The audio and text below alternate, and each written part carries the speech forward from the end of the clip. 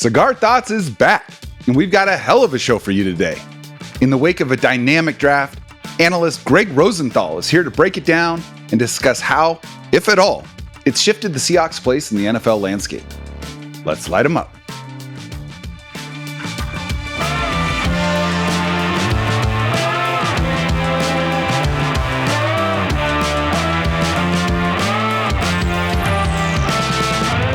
I'm Jacson Bevins, and this is Cigar Thoughts. Welcome back to the Cigar Lounge. I am Jacson Bevins, and along with my globetrotting producer, Mike Barwin, this is the Cigar Thoughts podcast. Look, I know it's been a minute since we've been on air, and I'll mention why momentarily. More importantly, the great Gregg Rosenthal is here. But first, cigars and whiskey. Cigar Thoughts is proud to be partnered with Seattle Cigar Concierge and Balvenie Single Malt Scotch Whiskey. Seattle Cigar Concierge and I have teamed up to release two versions of high-quality Cigar Thoughts stogies, both of which you can purchase by following the link on the show page or by visiting cigarthoughtsnfl.com.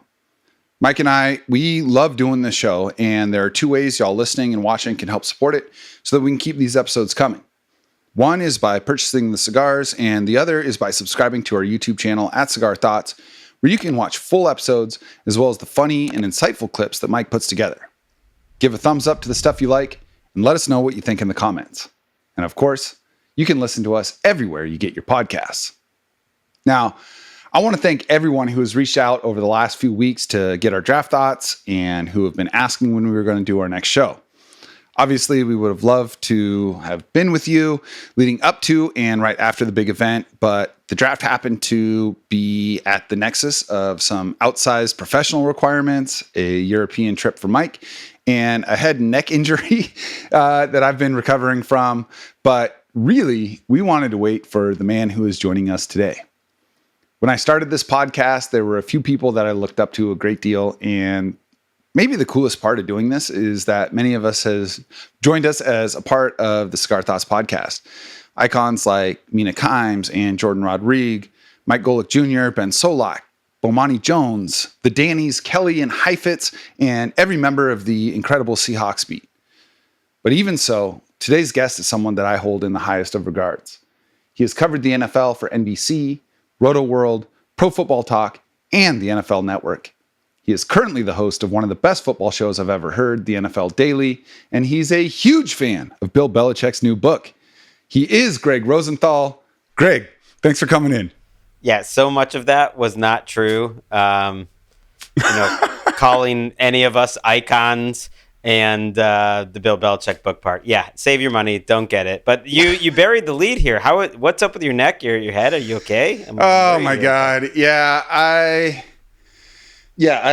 woke up a few weeks ago, went to the gym and didn't expect to be leaving there the ER a few hours later with 50 stitches in the middle of my face, but it is starting to heal up a little bit. It's such an embarrassing thing. I think I'm the only person to ever go to the ER from meditating. After every workout, I do a breathing routine in the sauna, and I've done it hundreds of times, no problems. But I was up on the top level and kind of tranced out while I was doing it, and took a 6-foot face-first nosedive onto the tile floor. And face exploded, and there was a Tarantino amount of blood on the sauna floor. You look great, you look fine. And if anything, it's a sign of how good you are at meditating. Although what a dichotomy from the moment of total peace to totally face on the ground. That's life. It's a good lesson. Yeah. And honestly, I mean, this is like top 1% outcome. I mean, this could have been paralysis. This could have been broken nose. This could have been cranial injury, lost teeth. All it was is just a injury to my ego, really, and my vanity. So it's healing up well. They did a great job at the hospital, and I've just been dealing with a lot of neck and back pain since then. But we're back. We're on video. We're ready to rock. And man, I am really excited to talk with you about the draft. I mean, we've had a little bit of time now to let everything settle in, and inform opinions that aren't just in the wake of it happening. And as I'm fond of saying, I am a football fan first and a Seahawks fan second. So I treasure any opportunity to look at the broader scope of the league with people who know more about ball than I do. But today, we are going to bring you listening some national perspective on what struck me as a very intentional Seattle draft. But before we do that, Gregg, I want to get your thoughts on the draft as a whole. You know, as I watched the first round unfold, and for me, this even carried through most of day two, it felt like most teams took a very reasonable and justified approach to their picks. Did you get a similar impression, or did some teams leave you scratching your head? It's funny you say that because I've seen some quotes after the draft that teams almost making fun of themselves that they're all working off the same board, that there wasn't a lot of surprising picks. All we heard going into the draft is like, anything can happen. This is one where everyone's seeing the board differently. And there was a little bit of that. But then when you look, it feels like year after year, the NFL draft gets closer to the consensus board. And even in a draft where there was a lot of differing opinions, like where were the shocking picks? There wasn't a lot. I guess Tyler Booker, going early to the Cowboys, but that was part of an offensive lineman now just get treated like quarterbacks trend. And I came away from the first few days of the draft saying there's a lot of interesting things, but it felt like you were pushing too hard to find like major loser. Yeah. Why are they doing this? Like the Falcons giving up a first for next year was probably the one thing that everyone agreed was dumb. That's 2 years in a row for them.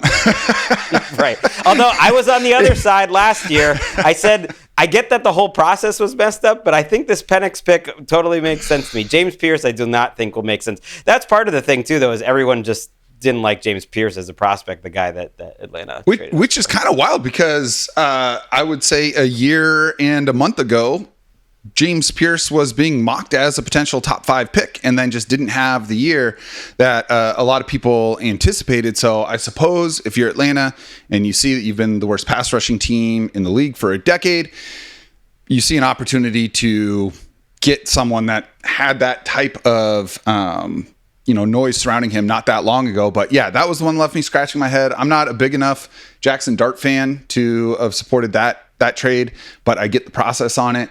And I'm with you with what Atlanta did last year. And we were actually recording live during the draft when it happened.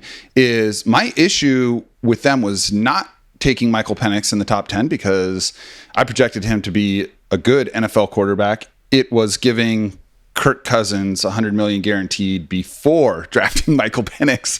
And that came to a head a lot earlier, I think, than anyone anticipated. But yeah, to your point, it leaves me wondering if the Eagles season didn't just sort of reset everybody. And it feels like teams are drafting the way our dads want them to draft and building inside out. And I was kind of playing out the sliding doors moment where if the 49ers had won either of their Super Bowls against the Chiefs, I wonder what the trickle down effect through the NFL would have been, because it accelerated them coming so close, but the Chiefs winning those games accelerated you need the elite quarterback in order to win a Super Bowl. But I feel like if Jimmy Garoppolo had won one or Brock Purdy had won one, we might have seen this approach to team building take foot a few years earlier than it did with the Eagles winning one. Yeah, I think the reality of the free agency market and the drafts right now have shown how wise Philadelphia has been really over the last 10 years of just almost always taking linemen that fall in the draft if it's possible, whether it's on the offensive or defensive side. And I think you're seeing that now with a little more emphasis on the running game, both on offense and on defense, like running the ball, but also being able to stop the run has been tough. You saw a lot of good defensive tackles get taken in the first couple rounds of this draft. It was a good nose tackle draft. People are copying. And it's funny because suddenly Philadelphia is using big resources on running back, and it's Saquon Barkley, but also off-ball linebacker because a premium talent falls to them at 31. They traded up for Jahad Campbell, and Insane. That was a great move too. So it just shows you can't be locked into any one approach. And offensive line, you do have to put a premium on them, but they're not any safer than any other picks. Just this week, 5th-year options were not picked up for 3 first-round offensive linemen from 3 years ago. Trevor Penning, Evan Neal, Yeah. And I'm blanking on who the third one is off the top of my head, but there was another one, and it's like they're not necessarily safe picks. Mm-hmm. Yeah, which is like kind of a departure, and maybe it's just because, with the proliferation of analytics and everybody's got a show now. I think that there's room for more analysis about offensive linemen and their role. And because I think in the past, you're just like, oh, yeah, if it's first round offensive lineman, that's like the one thing that you can just count on being good. But as NFL offenses have gotten more complex, as the athleticism gap between offensive and defensive linemen has increased commensurate with the gap in pay between those two positions, we've seen it be tougher and tougher to get even 3 good offensive linemen on the same team. And, Seattle's been bemoaning the offensive line situation for a long time, and for good reason, because there's lots of teams that have bad O-lines, and Seattle just hasn't ever gotten out of that morass. But it really is a universal plague right now, is trying to find enough offensive linemen to get through a year and not be in hell.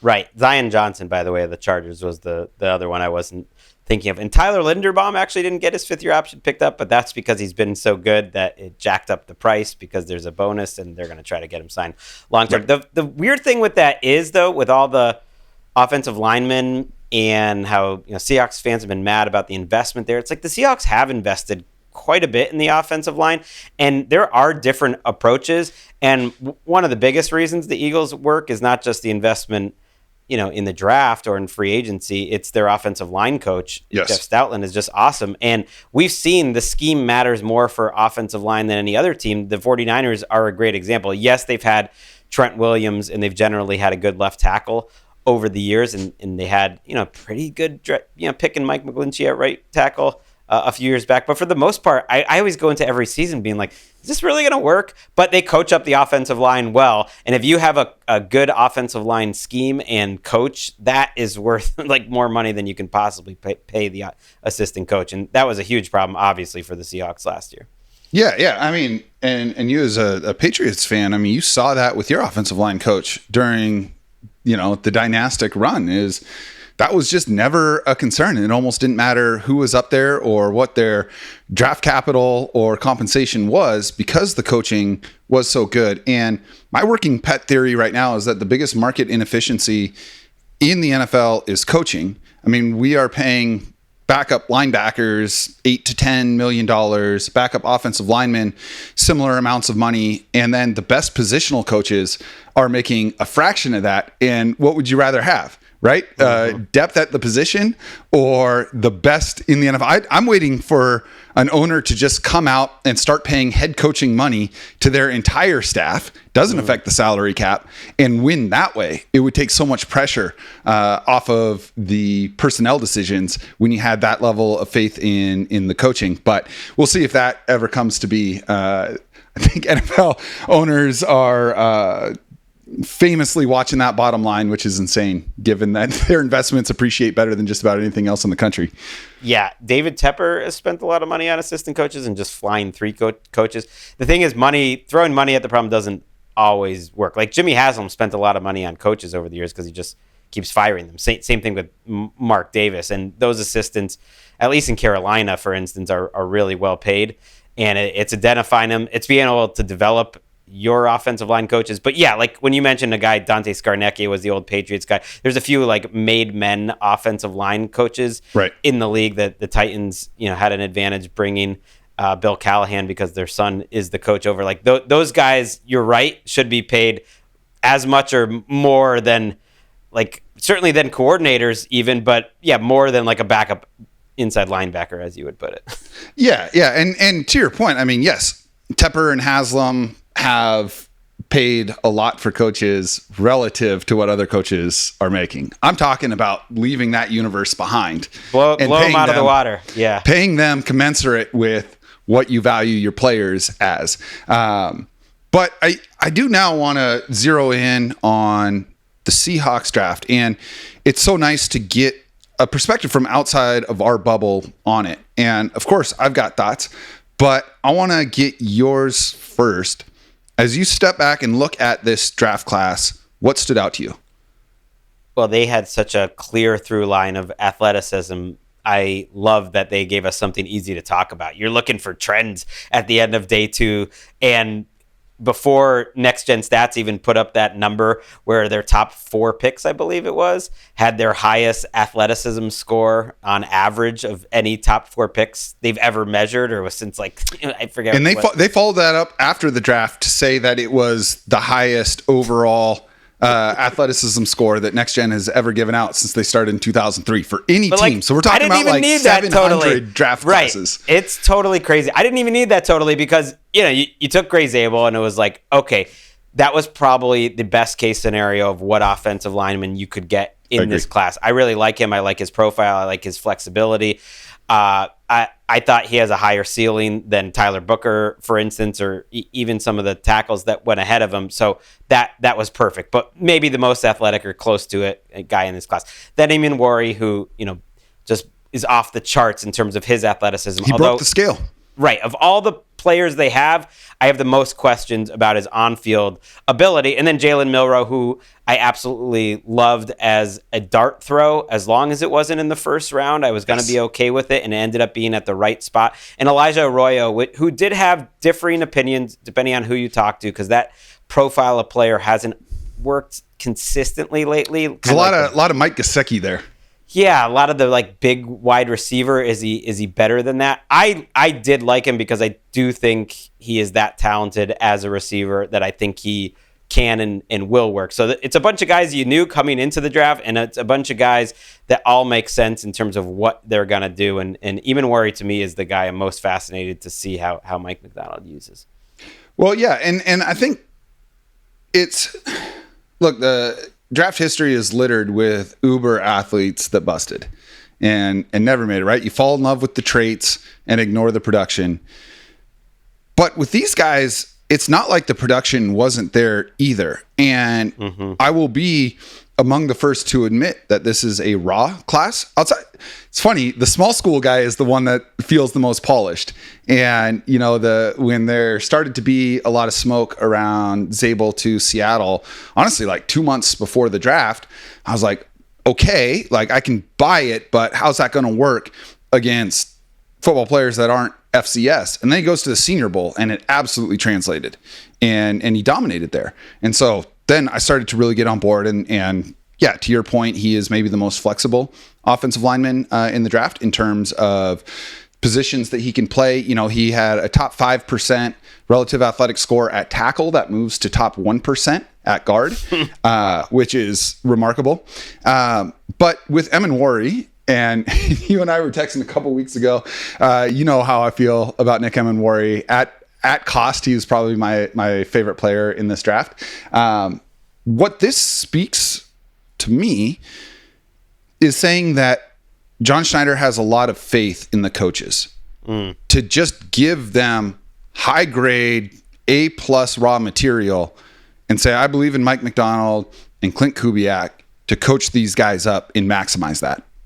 Yeah, I think that's a great point, and we'll see if he's right, because when John Schneider said he wants to see his younger offensive linemen develop, maybe they're not in as bad a shape as people think, it almost felt like, hey, my picks weren't that bad. It was the coaching that was bad, and that's a risky thing to do. That said, they have invested a lot of mid-round picks. Those are valuable picks, and the coaching, it's not like they're without talent there. And you're right when you look at kind of all the players that they developed this year. Like production-wise, I felt better about Zabel.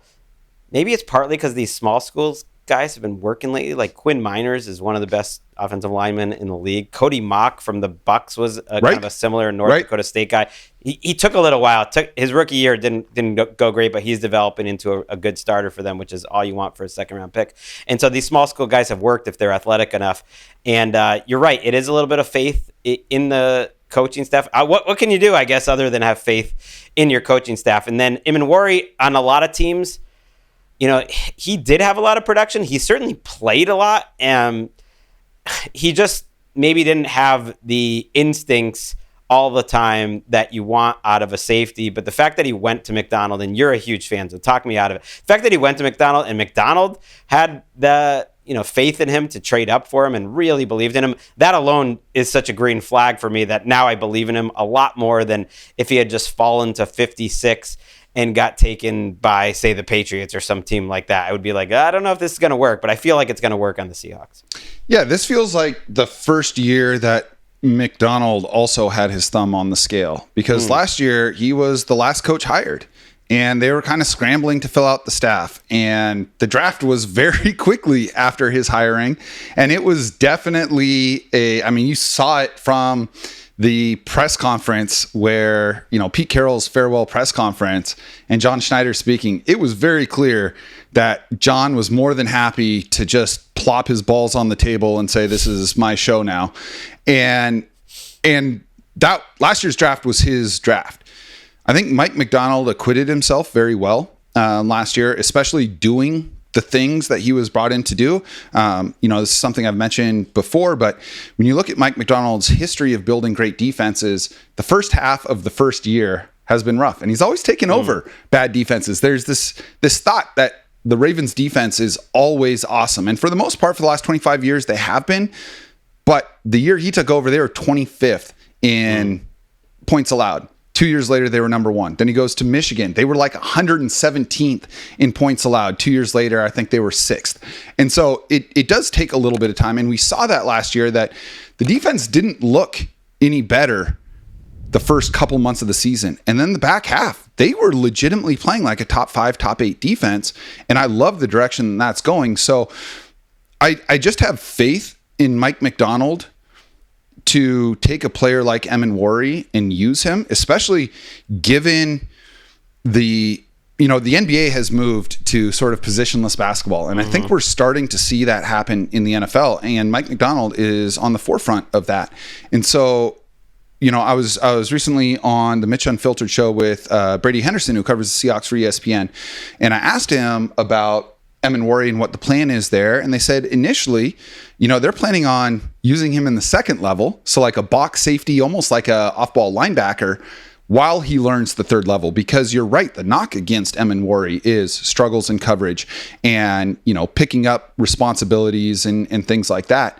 The fact that he can bring the boom with the level of want to, and as you mentioned, athleticism that he has, I feel like that's a good fit, because Seattle doesn't need him to start as a roaming safety in the back right away.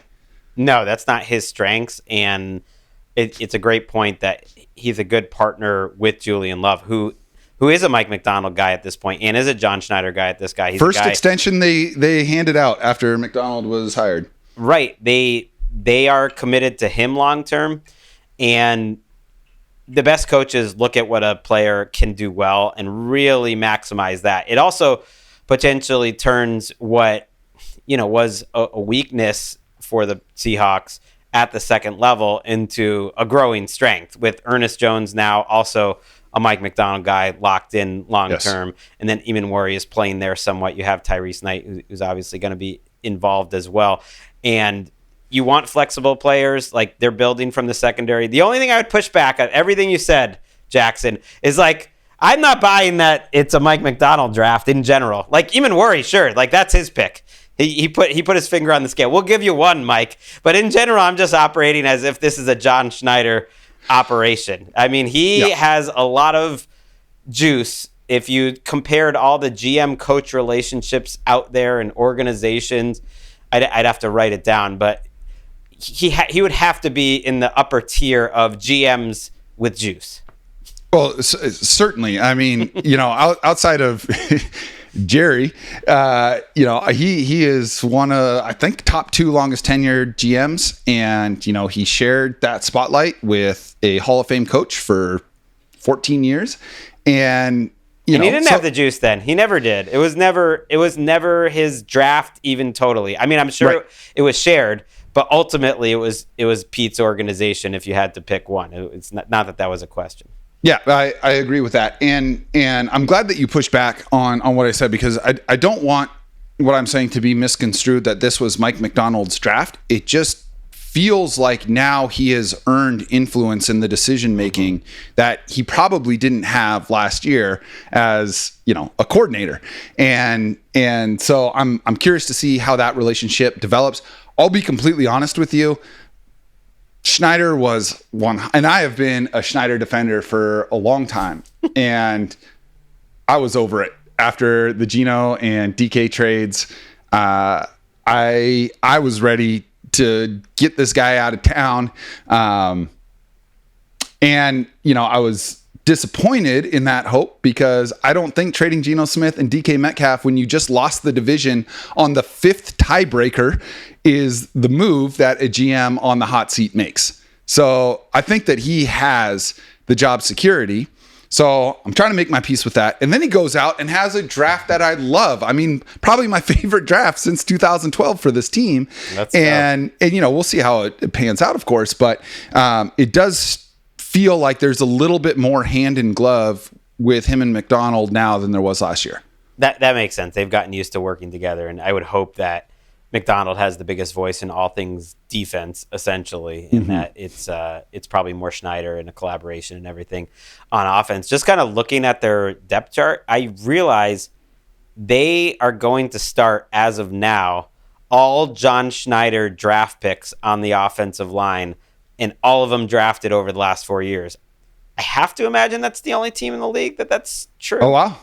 Maybe the Packers. I had not considered that. Okay. But just like that's the thing. Is like they have invested. Oluwatimi, people like. I can't say I've studied him, but people I trust think he played well for them, and that's why he's going to stay at center. So they've been pretty vocal about believing that he is the guy at center. Charles Cross is obviously an NFL player as long as he's healthy. He's a good enough left tackle. Where he gets to, we'll see. And then the other picks are 3rd round picks. I mean, Abe Lucas was a 3rd round pick. Christian Haynes was a 3rd round pick. They have Anthony Bradford, who was a 4th round pick as a backup. So It's on Schneider to make this work. I don't know if he is on the hot seat or not, but if the offensive line doesn't work, I'm blaming him more than the coaching staff. Put it that way. Yeah. The excuses are gone, right? Yes.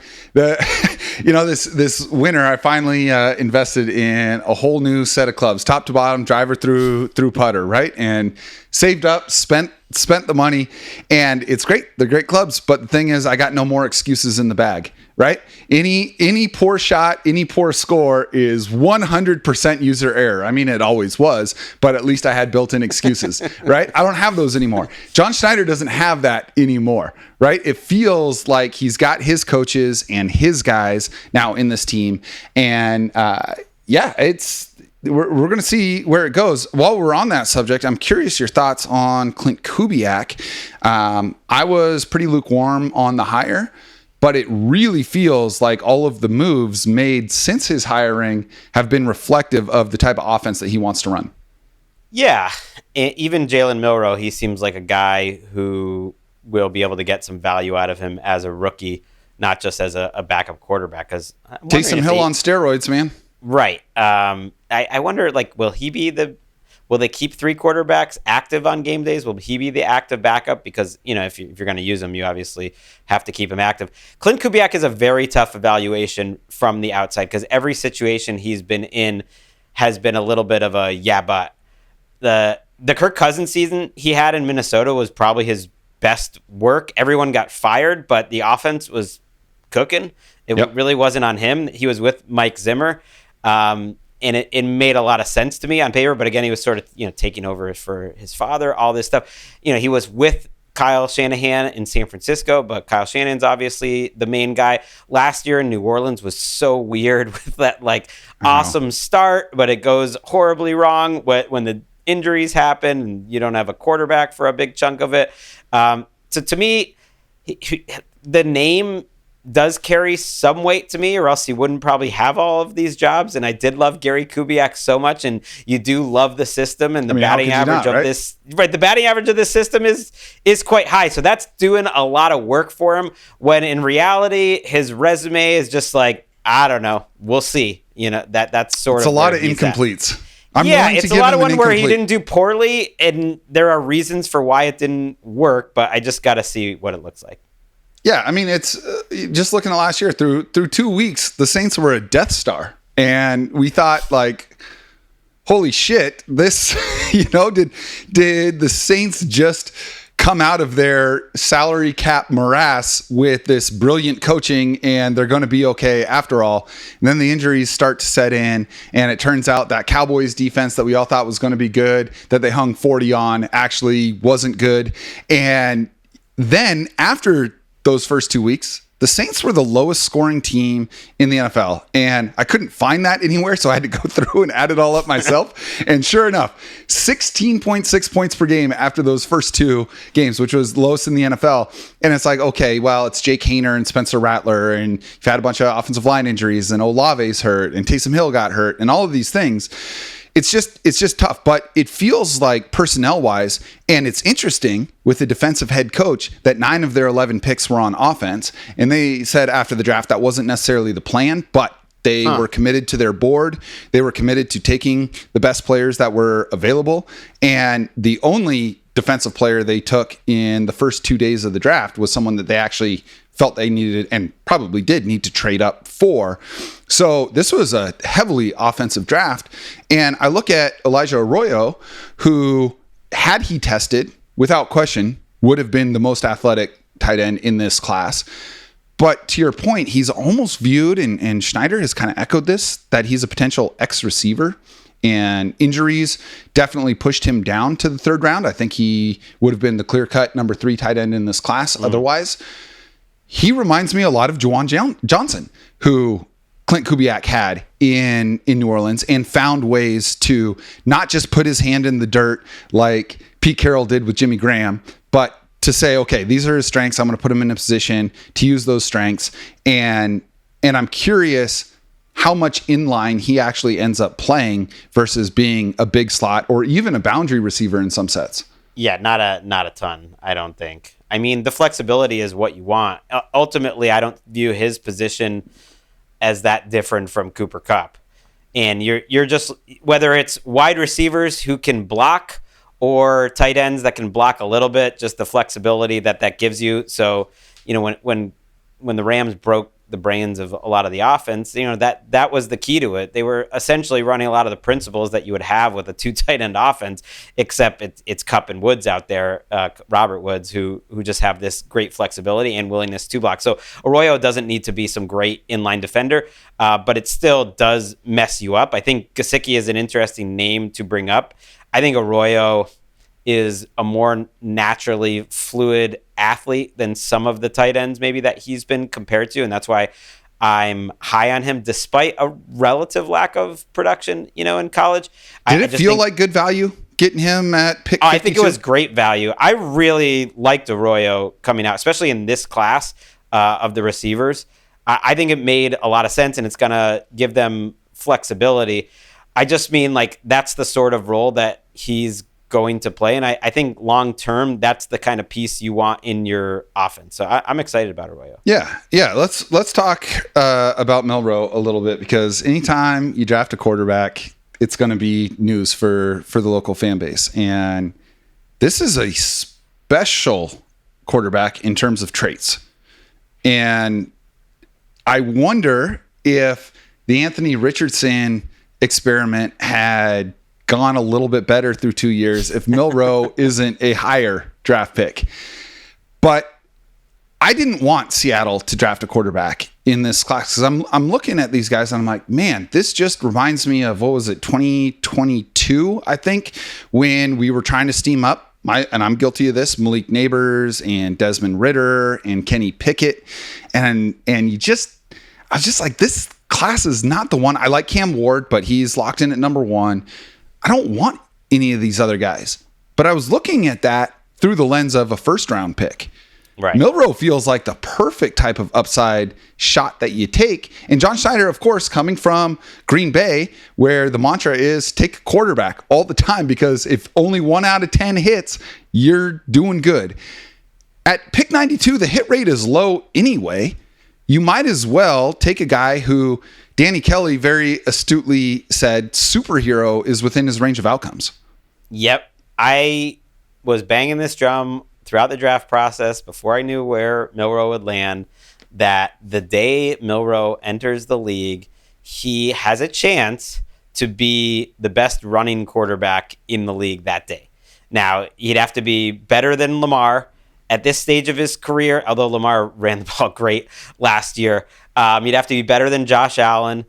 I like to say that a Josh Allen run is the most efficient play in football for the last 5 years. It's LeBron going to, it's LeBron driving to the rim, man. Right. I mean, it literally works every time. So that's a big statement to say Milroe would step in better than them. And obviously you need the threat of the pass to make it. But I just mean when you watch the tape, he's a special runner. He's a special athlete. The strength, the ability to make people miss, the speed, obviously, it's next level. And to me, that makes him a safer pick, not a more risky pick. And even calling him a third-round pick, I feels like deserves context. You said 92nd pick. That's good to mention because like you could be a third-round pick and be the 67th pick. And to me, even that's different. He's at 100%. The very end here, and I love that because if you don't have a franchise quarterback, I think you should keep taking them. And I do think it matters in his case that he has the fallback plan of what you said, supercharged Taysom Hill. If he could be a better version of Taysom Hill, to me, that's worth like worth a lot, man. And you just, the Saints who knew Taysom Hill the best, like paid him like $12 million a year. I don't know if I'd go that far, but it's certainly worth a third-round rookie contract when I think he can give you that value over the next 4 years. Yeah, I mean, look, John Schneider said he hired Mike Macdonald because when the Seahawks went into playing the Ravens, I think they were 5-1 or 5-2 a couple years ago and lost by 38 or whatever it was. John Schneider was like, that's when I knew I needed to have Mike Macdonald because it felt like we were playing against 13 defenders. I feel like there might be echoes of a couple years ago, Taysom Hill putting 200 all-purpose yards and 4 touchdowns on the Seahawks. I think he had 2 rushing touchdowns, a receiving touchdown, and a passing touchdown in that game. And it was like, okay, yeah, let's get that guy. And the downstream potential effect. This is the time of the NFL calendar where we focus all on upside, of course. And I'm not going to shy away from that. The upside on Jalen Milroe is Sam Darnold is not a quarterback to me that has a vice grip on the next 5 years of quarterback. And his contract reflects that. If he's not excellent, Seattle can get out relatively unscathed. And that does open a door for Jalen Milroe to transform the way this offense works. Last question for you on Milroe is he closer to... Let me rephrase this. Does he remind you more of Justin Fields or Jaden Daniels? And I mentioned that as 2 very talented runners of the football at quarterback, one of whom has shown to be a much more polished passer at the NFL level than the other. Fields.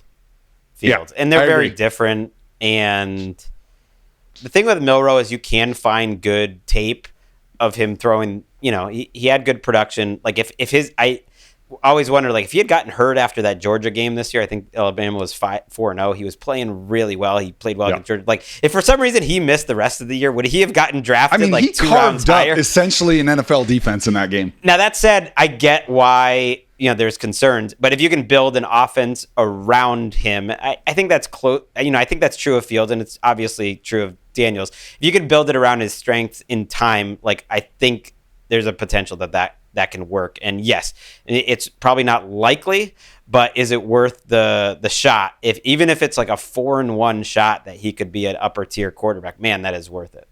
Yeah, I think so. Just real quick, I'm going to run through the rest of the Seahawks draft picks. Let me know if anyone stands out to you in a particularly positive or negative way. And no pressure. If you don't have strong thoughts on any of these guys, that's totally fine too. But I do want to close the circle on the draft class. So after the 4 that we've talked about, they drafted Riley Mills, a defensive lineman out of Notre Dame, Torrey Horton, a wide receiver out of Colorado State, Robbie Outs. I'm still learning how to pronounce his last name. He was sort of a tight end H-back at Alabama. They're going to use him as a fullback. Bryce Cabledew, the uber athletic guard out of Kansas. Damian Martinez, very productive running back out of Miami. And then Mason Richmond, a tackle out of Iowa. And Ricky White III, a wide receiver from UNLV. As you saw those names pop up on the screen, did any of them elicit a reaction from you? Yeah, Horton is an interesting play. I think it was smart for them to take some day 3 chances at receiver because I am very concerned with the receiver group after Same. JSN, who's going to be fantastic, but I'm not high on the Cup move. MVS is what he is. So Horton to me was like a high ceiling day 3 guy that I know some teams liked a lot and plenty didn't, obviously. That's why he fell to the 5th round. But I thought just positionally, Jake Bobo might be a sneaky big part of this team this year. So you need to take some dart throws, I think, at that position to see if you can hit one. Yeah, my hope with Horton is that by Thanksgiving he's eating into Marquez Valdez-Scantling's snaps, because I do think that he profiles as a similar type of player in terms of more schematically than the way that he necessarily wins, but I think that you can use him in the same way to essentially create more space for other players. And I will say, and I've received a lot of flack for this, I'm in lockstep with you on the Cup signing. I mean, I don't think the clock had run out on the Rams' loss to the Eagles in the playoffs before the team came out and was like, we want to wish Cooper Kupp the best, grateful for everything. And Cooper Kupp was like, what the fuck? Like, wait, what? and if Sean McVay and Les Snead were that forthright in moving on from a player of that caliber, he really does strike me as sort of a stopgap security blanket for Darnold, as opposed to, a 1-to-1 replacement for DK Metcalf or anything like that. Right. I worry about the fit. I worry about him physically. It's all about, can he move at the same level that he used to, because he just hasn't been consistently. He had a couple games to start out last season, the 23 season, where he looked fresh, and then he just doesn't have the same juice. Now, if he comes back in great shape and is moving differently, that's a different Cooper Kupp than the one we saw a few years ago. I do wonder how Darnold fits with these receivers, because to me, Darnold is at his best throwing deep.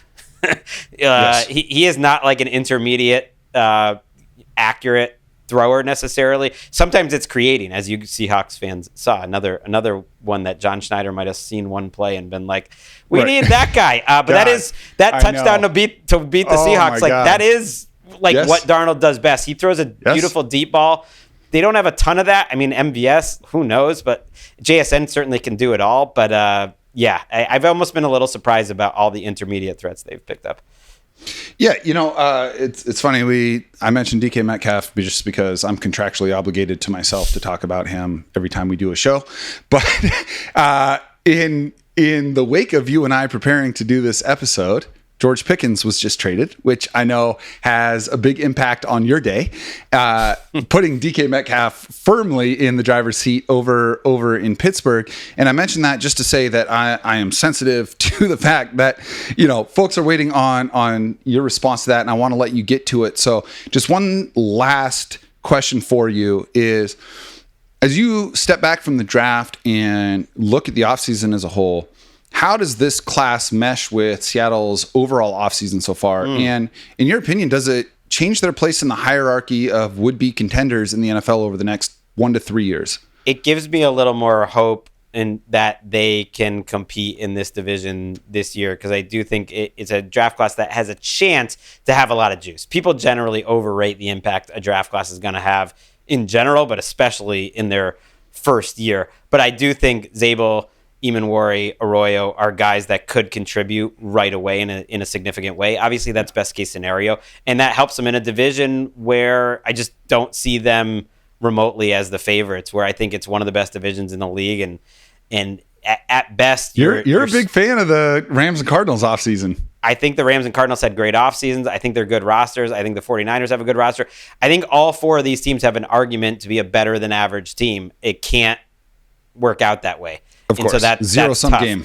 I think the 49ers and the Rams especially have more margin for error because of their coaches and their quarterbacks than the Seahawks and the Cardinals do. But I think the Cardinals have a sneaky high ceiling as well.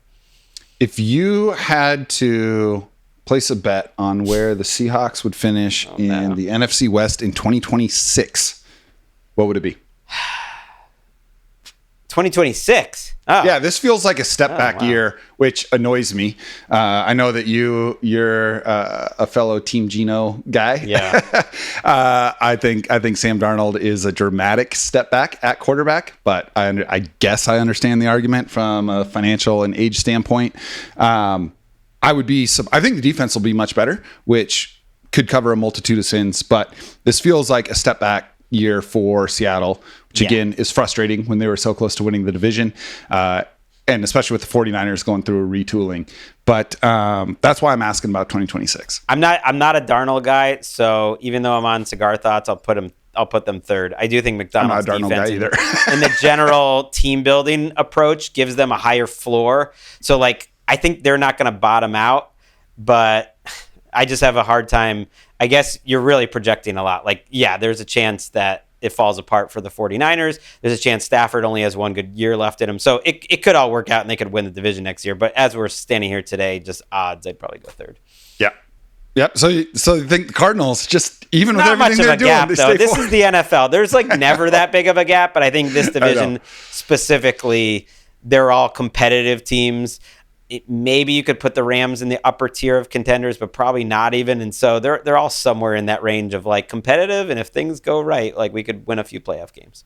Well, and it speaks to something that I really try to remind folks of, is that we tend to look at the scope of the NFL and the worst teams are a 1 and the best teams are a 10. But I think it's more accurate to say the best teams are like a 96 and the worst teams are like an 89.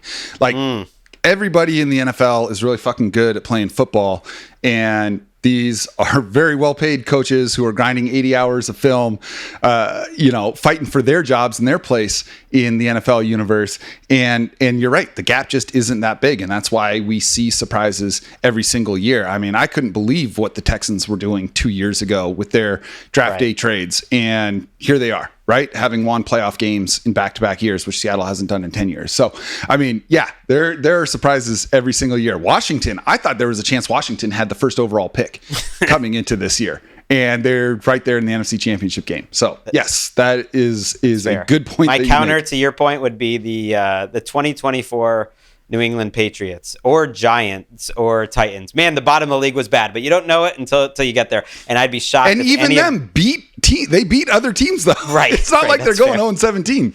That's fair. And I'd be shocked if any of these NFC West teams are in that class of teams this year or in 2026 for that matter. Yeah. So I just don't think they're those type of organizations right now.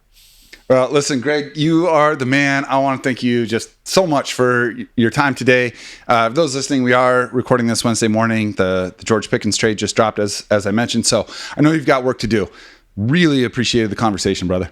Thanks, Jackson. Always the best. Yeah, absolutely. Before you go, in case there's anyone that doesn't know where they can get more of you, just let them know. Let's go NFL Daily. We're on YouTube too. But check us out on YouTube and obviously in your ears. That's the only thing that matters anymore to me. All right, y'all. You heard him. Check out the NFL Daily. Check out NFL Network. Gregg Rosenthal, among the best doing it. Again, super grateful for his time. And as always, you can find Mike and I on social media as well. I am on Twitter and Blue Sky at Jacson Bevins. That's Jacson. Remember that no K is okay when spelling my name.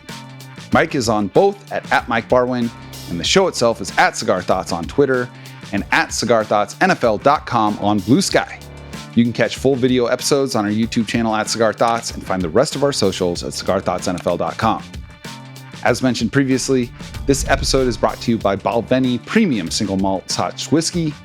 Y'all know I'm a huge fan of their lineup, and we are thrilled to have them on board as a sponsor of the show. One of the great things about a great Scotch is how well it plays with a good cigar. So once again, we do have our own special releases of cigars that you can purchase at a terrific price as a listener of the show. The release of these Cigar Thoughts Stogies has been successful enough for us to continue offering them for the low price of $149. That's right, just $149 for a bundle of 10 cigars.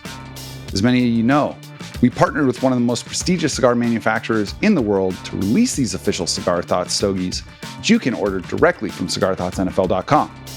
Just follow the link on the show page to get these easy-to-smoke stogies rolled with 13-year aged premium Dominican tobacco leaf, or hit us up on Twitter or Instagram like many of you have, and we'll send you the details directly. The cigars come with a Bovita humidification pack and a Mylar storage bag to make sure they stay fresh, whether you have a humidor or not. Of course, you can listen to this show at fieldgoals.com and everywhere you get your podcasts. And if you're listening on Spotify or Apple Podcasts and you like the show, please drop us a 5-star rating, leave a quick review. That honestly is one of the best ways that you can support what we're doing here. And, this is something we want to be doing for a long time, but we can't do it without you. So if you've got a few minutes and you're not one of the hundreds of folks who have left us reviews so far, please take a minute to do that. I want to thank all of y'all listening for your continued support of this show. We know that you've only got so much time for podcasts in your life, and it is an honor to be a part of that for y'all. Please know that by sharing this show on social media and with your friends, you give us the juice to keep making this happen. We'll be back soon, but in the meantime, onwards and upwards, my friends.